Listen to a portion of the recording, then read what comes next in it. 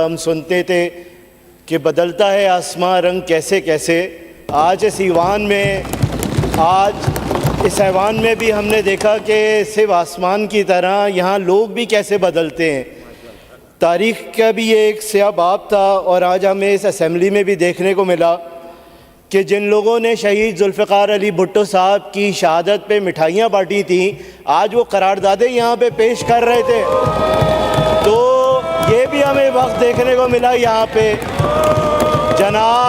जनाब स्पीकर साहब, शहीद जुल्फ़िकार अली भुट्टो साहब का बनाया हुआ आइन, आज उसकी जिस तरह से पामाली की गई यहाँ पे, रूल्स ऑफ प्रोसीजर के रूल नंबर 150 जिसको वायलेट किया गया और साथ ही साथ उस आइन को पामाल किया गया।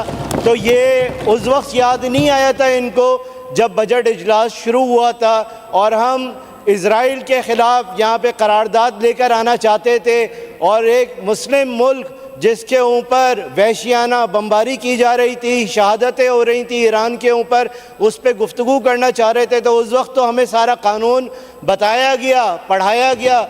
हमारे जनाब स्पीकर साहब, हम तो बहुत इज़्ज़त की निगाह से देखते हैं आगा सिराज दुरानी साहब को, निसार खोड़ो साहब को, कायम अली शाह साहब को। हमने उनके साथ पिछली असेंबलियों में भी काम किया, बहुत सी चीज़ें सीखने को मिली। लेकिन वो कानून सिर्फ हमें तो याद कराया जाता है, अपने मेंबरान को फिर उस वक्त नहीं बताया जाता।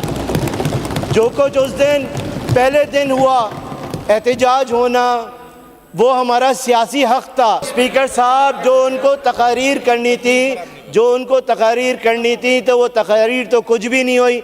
अच्छा, ये भी सारा उनका प्लान का हिस्सा है, क्योंकि उनके पास जो अरकान थे, हुकूमती अरकान या वज़रा, माँ सिवाय चंद एक के, उनके पास तो ना वो तरजीहात थी, ना बजट में जो कुछ रखा गया था वो बताने को था। तो उनको अपनी नाअहली छुपाने के लिए तो ये तो सारी चीज़ें करनी थी।